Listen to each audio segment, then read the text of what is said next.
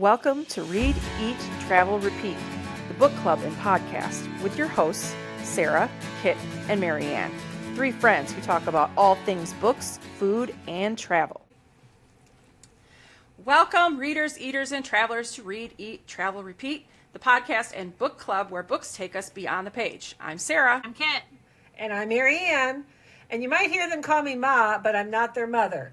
Today we'll be talking about the books we have read recently and books we think you need to add to your TBR pile. This episode is spoiler free, so if a book you haven't read is mentioned, don't worry, we're not going to spoil it for you. Also, we are adult readers and we do say adult things. All right, on this episode, we're going to cover our recent reads. We're going to go through what we read in the month of March and what we loved.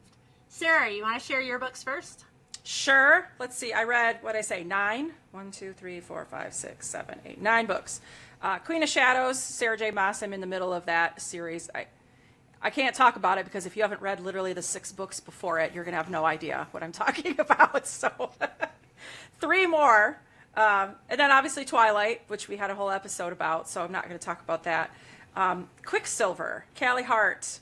I don't even know what to say about this. Has been a hot book for a long time. Everyone who's been very into like Fourth Wing and romantasy telling us to read it. I didn't love it. I didn't hate it. It was probably like a 3.5, 4-star. I'll probably read the second one when it comes. I'm sorry. I still think that the boys of Fourth Wing are better book boyfriends than Kingfisher. But he had his moments. He definitely had his moments. Definitely a great book if you're into romantasy, and I know the second one's coming out soon. I read Lost and Found, Catherine Sadler. I think it was a free Kindle book I picked up. Great Gatsby. I do teach English 10, and I count all those books because I read them aloud to all my students. And I could talk Gatsby forever. I could probably do an entire episode ripping this book apart. So if you're a Gatsby fan, DM me. If you're not, it's because your teacher didn't teach it like I do, because my kids love it when I'm done with it. It was really funny. I said at lunch that day when I came back, I said to the teachers, I finally figured out how to tell when my kids are engaged. And they're all like, what? And I said, not a single kid got up and went to the bathroom when I was reading the hotel chapter.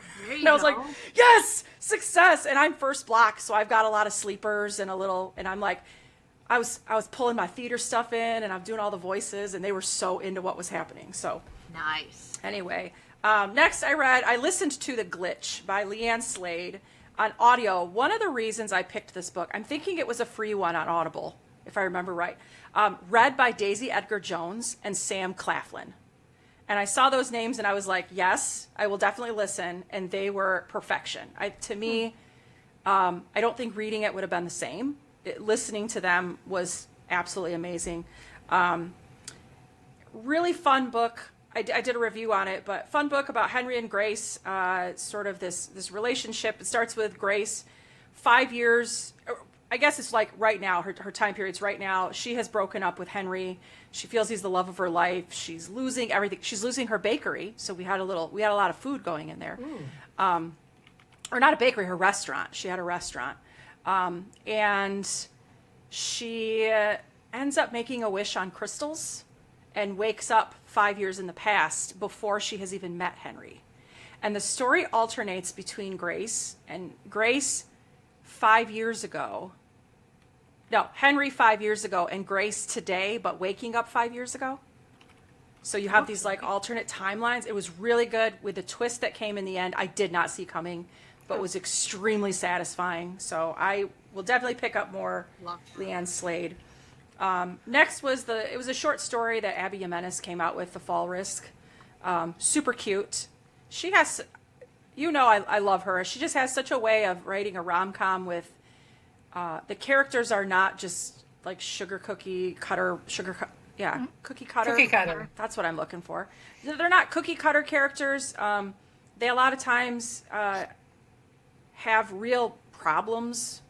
And this girl, Charlotte and Seth, they end up stuck in the apartment because the contractor accidentally takes out the wrong set of stairs, takes out their stairs, and so they're stuck on the second floor of their apartment building for this weekend. but she has a stalker. And so she's very worried about the stalker coming to find. So just like a very real kind of thing. How do you form a relationship when you're always scared of being found and things like that? Super cute book. Negotiator by Avery Flynn. I love Avery Flynn. I listen to a lot of her books. They're smutty. I'm just going to say it. They're like I need to turn my brain off and just listen, and I love them. They all take place in her same universe, this same town.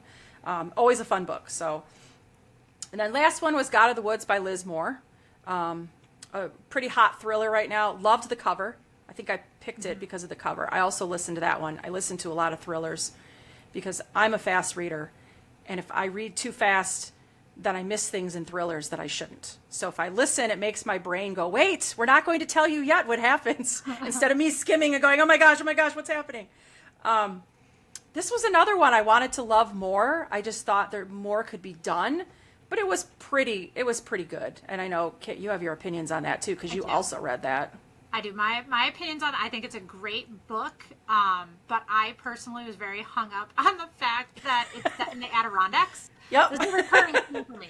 When Another books are set in location places part. that I've lived. I spent so much time and energy trying to triangulate where the Great Camp was that they were at, where Yes. I'm like, okay, they're in Webb. That's down here. Like, I had a map out.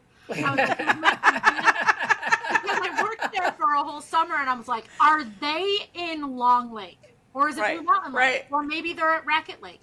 But I could not get out of my own head to get into the book. Yeah. That's a me problem, though, more than a book problem. That's like I said too. I liked. I'm a sucker for when the title comes into play in the book. Oh yeah. In a meaningful way, not just thrown in. I always use by example of, because I teach To Kill a Mockingbird, when Atticus says it's a sin to kill a mockingbird, and then you're like, the title, that's what it is, and then he brings it up several times in the book. And in this one, when they got to the part of who the God of the Woods is, I was like, ooh, this is going to be so good. And then it was like never mentioned again. Oh. And I thought there was a missed opportunity of doing that. But if you like thrillers, it was definitely suspenseful. I definitely wanted to know what happened next, for sure. So that's my wrap up. That's what I read. I actually feel like it was a little bit of a slow month. All right. Okay. Maryanne, you're going next. Yes. Give us your wrap up. So I had kind of a slow month for March. I was looking back, and there's a few that aren't on my list, but I picked the ones I liked the best. The first one is Finding Grace, which was an arc that I read from St. Martin's Press by Loretta Rothschild. And it's a debut book. I don't know how you'd really even describe it. And it's really, really hard to talk about this book without giving it away. It has a very unique narrator. Only thing I would have given it 5 stars, except it takes place in England, and sometimes the same sort of thing, like you're trying to figure out what some of the words they're talking about are meaning. Mm-hmm. Or like even some of the foods they're talking about, then I'm like Googling to see what a sticky toffee pudding looks like. And, so that's the only thing. Otherwise, I would have given 5 stars. And I'm actually listening to an advanced audio copy too right now. So really enjoying it. I just think it's a really intriguing book. It's just about how, and I did a TikTok video about it yesterday, that when you start lying or keeping secrets, it's like you're building a house of cards, and it's gonna, you never know when it's gonna all crash down on you. And that's like the main gist of this book. I also read First Time Caller, which is a big book on TikTok right now. Mm-hmm. It's a very cute rom-com about a single mom whose daughter, her 12-year-old precocious daughter, calls into a radio station because she thinks her mom is lonely. And I thought it was super cute. It's got some spice in it. One pretty spicy scene, but it's not pervasive. It was very cute. It made me want to go back to Baltimore, of all places, because the only time I've been to Baltimore, I saw like a prostitute being arrested in our hotel lobby. So there's been a couple books I've read recently about Baltimore that makes me want to see like the real side of it. Mm-hmm. my book club read The Mountains Wild by Sarah Stewart Taylor, which is a mystery, and it takes place in Ireland. So I really, really want to go back to Ireland. Oh, I'm adding that to my list then. Yeah. It's actually a 3-book series. And it was really cool for me because, like, it's about a detective from Boston or from Massachusetts whose cousin is missing and has been missing for, I forget, like 20 years in Ireland. And she goes goes to Ireland because it'll lead on the case. And, like, when she goes to the Garda station, which of course is the Irish police station, the one that they mentioned was literally like a block from my hotel when I stayed there. So that was really cool to be able to, like, really picture the places. And what ended up happening is my book club read this for March because we were trying to read something Irish related for March. And then the book that we picked for April, we were looking for like a spring related. And whatever it was, a bunch of people said it was awful and they couldn't get through it. So we decided we were going to read the sequel to The Mountains Wild for our April book.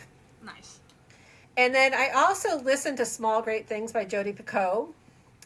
And I had read it a few months ago, back before January 20th.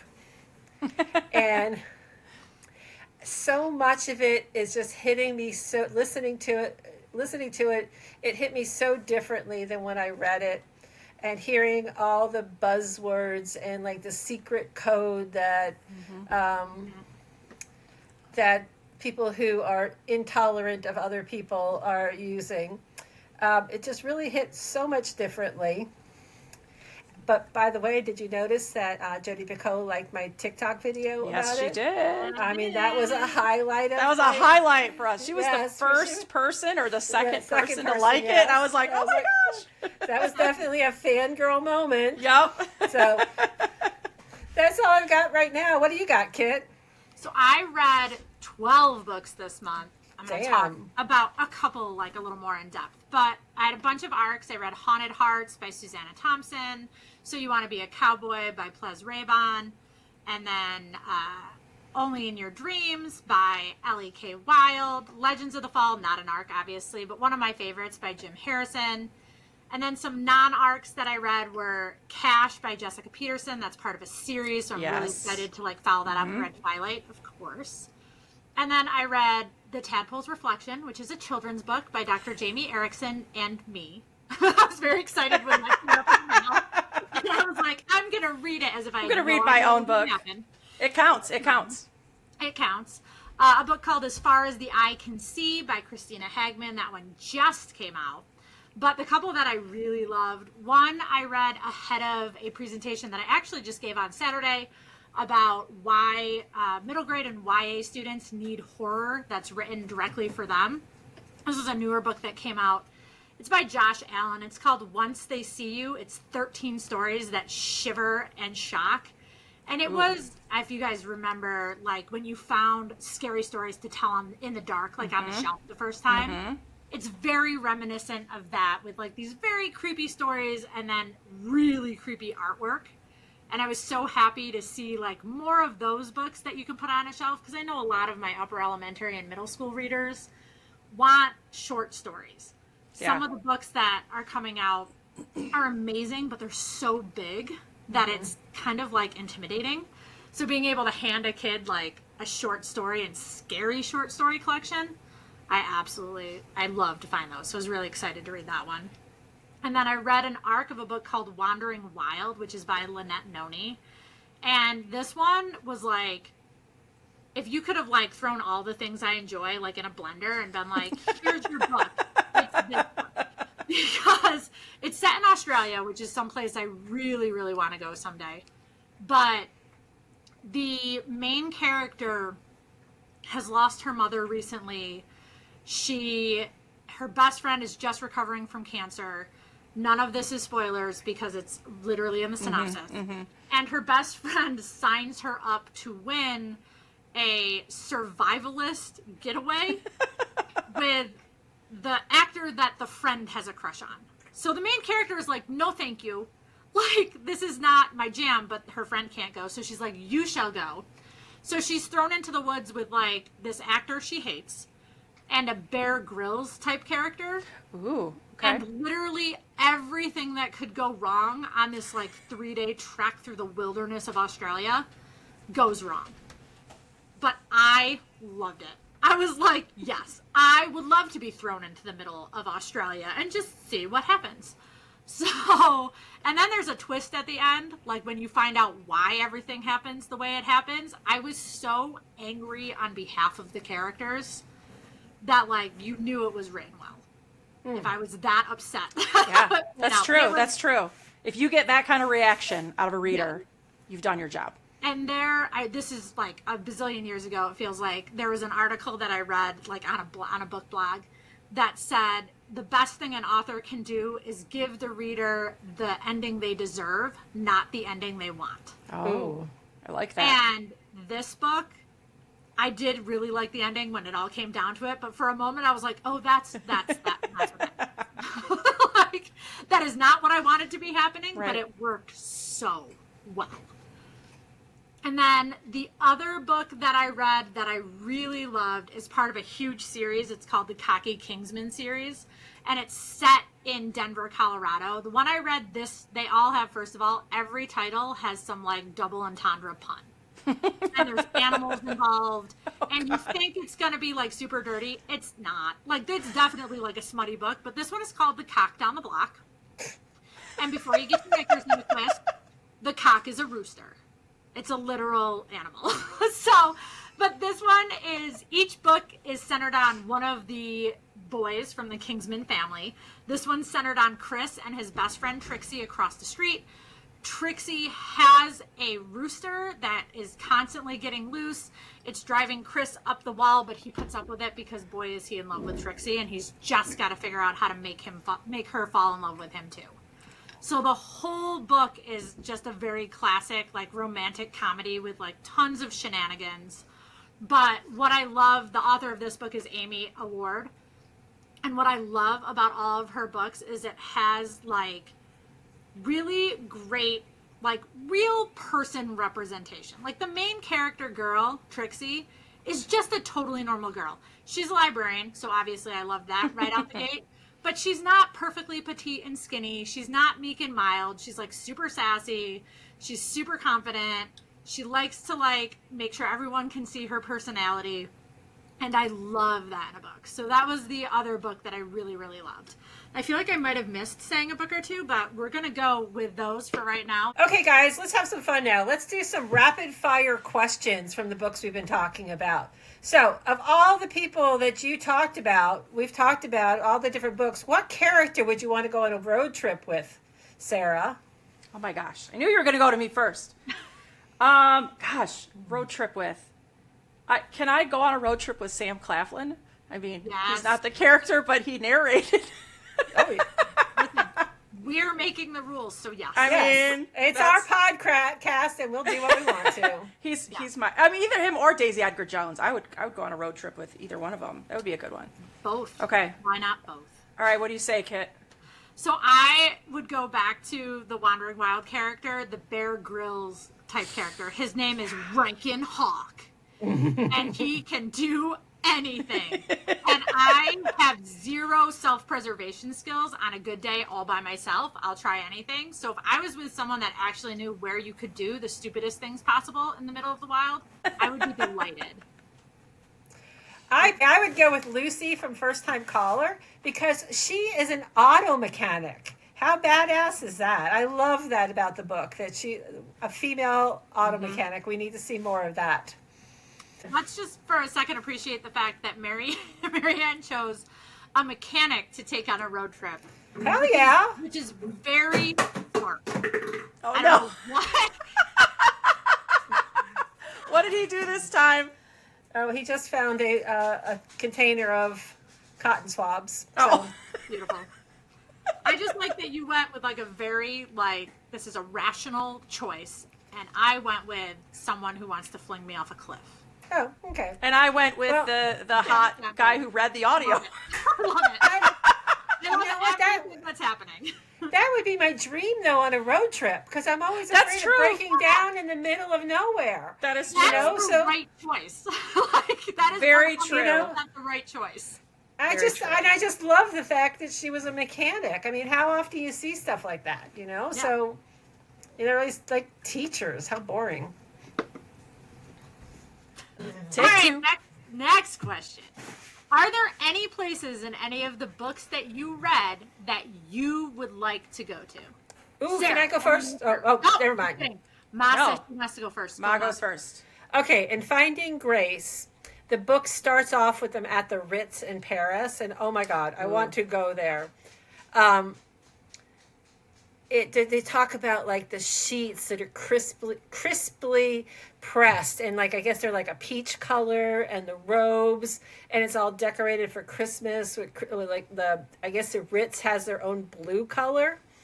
And like Ritz blue and silver baubles, and it just sounded so amazing that I wanted to go to Paris after reading that book. So I'm sorry to cut you off, Sarah. What about you? Let me think. I love the 1920s. I kind of want to go back to the 1920s. It's one of the things I love about Gatsby. And obviously Forks. Oh.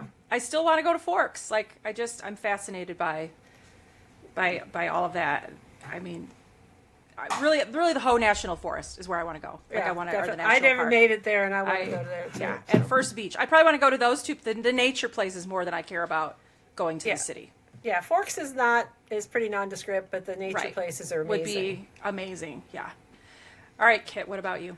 I would also love to go back to like the Forks area, but the one I picked for this the book was Haunted Hearts, and it's set in Salem.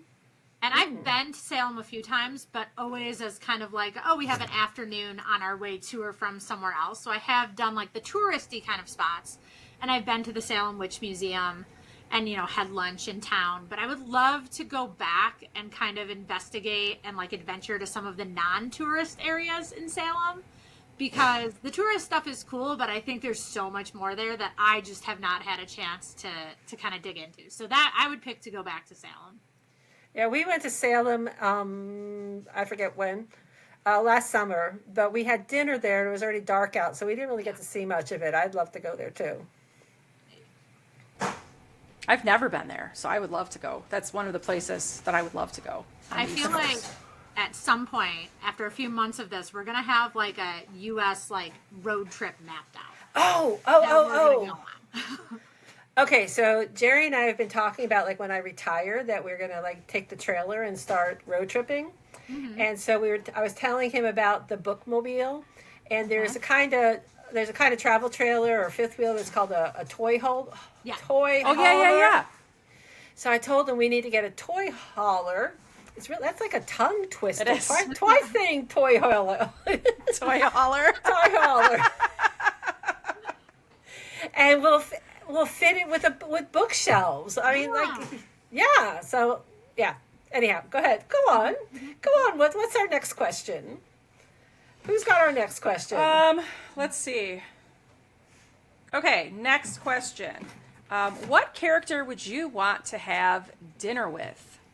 Who wants to go first, Kit or Maryanne? I can go first on that. So going back to the cock down the block, the Kingsman family is like a whole family of boys. They're football players. They've all got amazing like partners and wives. The younger ones are like, I'm sure they're going to have their own stories eventually. But they have family game night that I would like to just be involved in. Oh, that sounds fun. It's so much fun. There's all sorts of food and snacks. It's exactly what you think it's going to be with like a family full of football players. But I love a good competition, and I love football snacks. Like, it's my favorite thing in the world is a Sunday afternoon, like, family football time. So I want to be part of that from that book. Ma, what you got? Well, okay, so here I go. Here's the boring one. Okay, but no, from Small Great Things by Jodi Picoult, Ruth Jefferson is the nurse who's accused of manslaughter for the death of a baby whose parents are white supremacists. And the whole book is a real lesson in racism and implicit racism, things you don't even think about. And she's the black nurse who is charged with murder, and I would love to talk to her and talk about her life experiences and talk to her about how I could be a better person, be, anti-racist, not just non-racist, but anti-racist. And yeah, I know this probably not as much fun as family game night with a bunch of football players, but I just feel like I would love to get inside her head and talk to her some more. So, but she's an interesting character, and so that your meaning is more to just learn more because she's interesting. Yeah, and it's probably too because I'm a social studies teacher too, so I think that's part of it. Is that I look at some of these books through a whole different lens because of that. Yeah. How about you, Sarah? Mine would be Grace from The Glitch, for a slightly different reason because she's a chef. Mm-hmm. So I would hope that maybe she would cook for me. Oh, nice. Actually, Ma, you would like this because she's actually likes to specialize in vegetarian dishes. Oh, and nice. So she does talk a lot in the book about some of the dishes she's making and how some people are very much like, oh, that's not going to be good, that's not popular, and then they talk about how delicious it is. Oh, yeah. I don't understand. And I'm not a vegetarian, but some of the things she mentioned, I was like, that sounds really good. So I think I would go with her. Yeah, I personally think that vegetarian foods are the most delicious because I think there's like more spices and more interesting combinations. It's a rainbow on your plate, right? Yes, and they say it's the rainbow of food on your plate. It's not just a slab of meat on a plate, right, Right.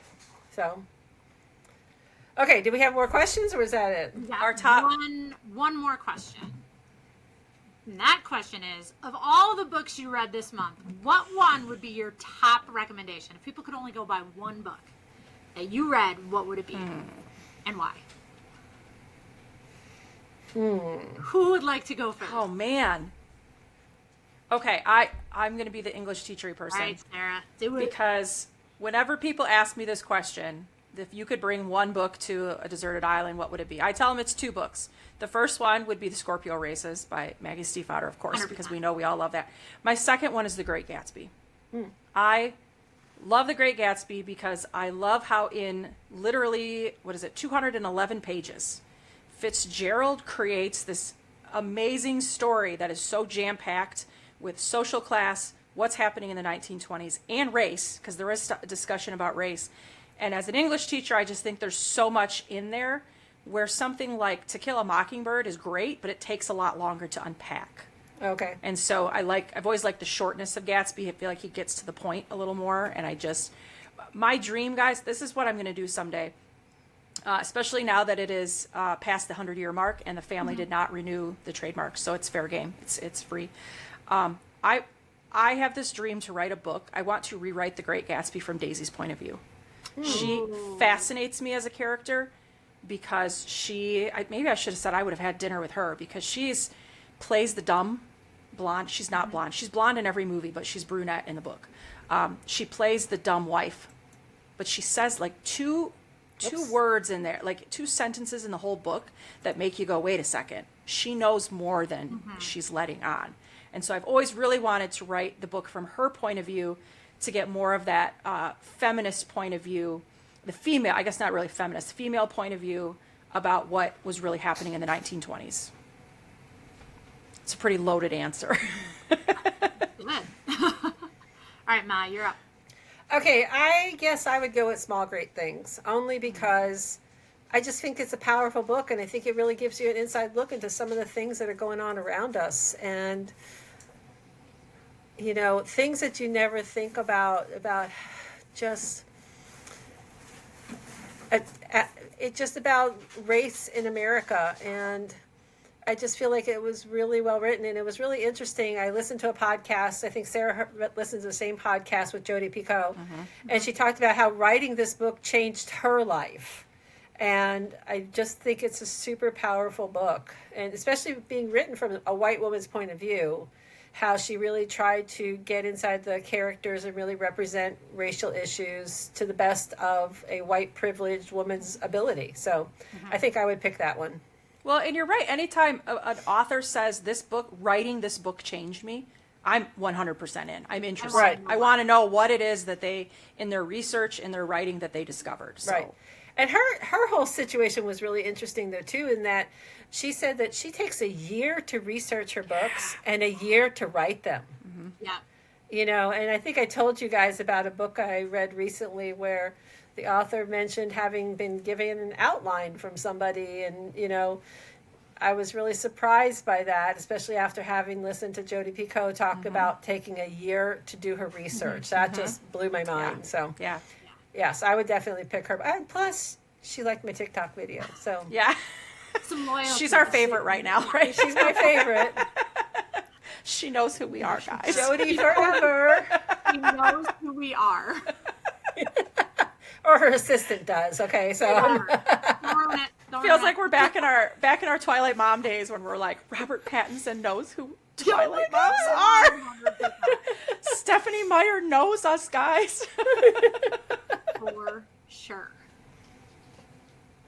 Okay, Kit, what about you? All right, listen, I love trying to find books that kind of are widely differing in their genre and theme, because I don't like to read all serious books, and sometimes I really love a book that is lacking in, let's say, hinges.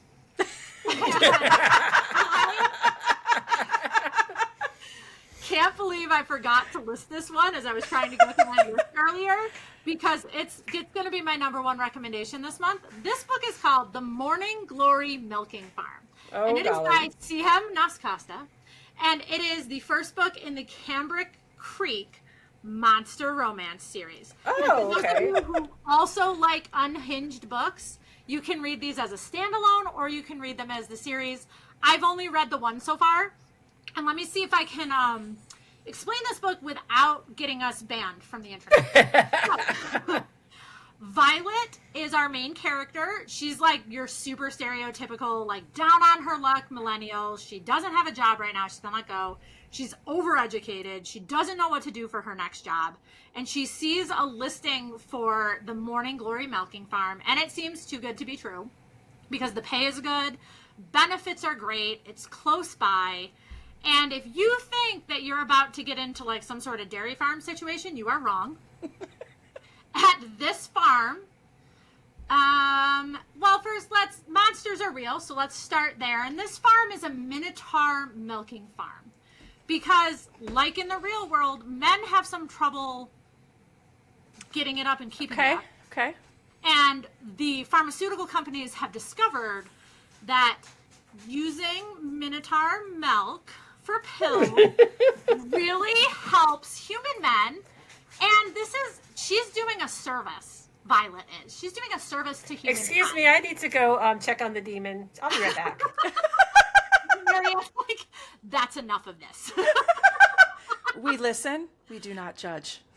But anyways, what I love about this book, it is completely unhinged. It's so smutty. But it also is very strangely rooted in reality, where like everything that this poor girl is going through in terms of like not having a job, being overeducated, Right. trying to like deal with a mother who's a little overbearing, trying to find like a found family situation. It's all in there, and it's written really well.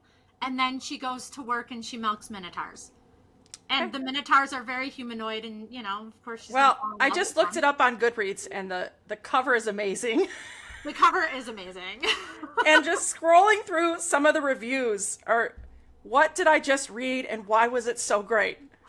That's exactly It's exactly what you think it is, but it's not creepy. That's exactly why this is my recommendation. It is exactly what you think it's going to be. It is straight up monster effing. And the monster is a minotaur and the girl is just like a totally normal girl. But for some reason, I don't know what, Sihem Nascosta is magic, because it should be like horrifying, and it's not. You're just like, yeah. Like, I was immediately like, yep, I'm in. Everything about this book works. And I don't know why, but I love it. So if that's your jam, unhinged monster romance, you have to read the Cambric Creek series. Oh man, and I missed most of it. I was rescuing our R for my display. Oh no. A Q that I bought because I couldn't find O's.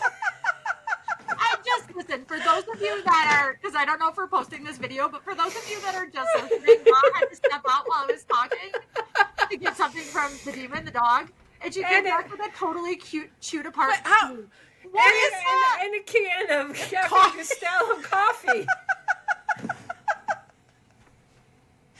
I feel like our episodes are going to be like, what did the demon get into this time? I bet it's gonna be Teeth marks. That's going to be a highlight from every Every episode. single It's time. just going to be one clip of us laughing hysterically while Maryanne shows off whatever the demon has. When we make T-shirts someday, they have to have him on there. Like, they Okay. just have Yes. to, I don't know. Oh. We just say, "What did the demon destroy today?" Yes. All right, everyone, I think that's going to do it for us today. Just want to remind you, please go back if you do not listen to episode 1, All Because of a Book, where we deep dive into Twilight. Please do so. And in just a few weeks, we'll be doing our second book, The Perfect Marriage by Geneva Rose. Please join us. And don't forget to follow our socials, subscribe, and please review the podcast. We want to know what you think. And then let us know if there's a book you'd like to see us read or cover in the book club. Until next time, keep reading. Keep exploring. And don't forget to pack some snacks.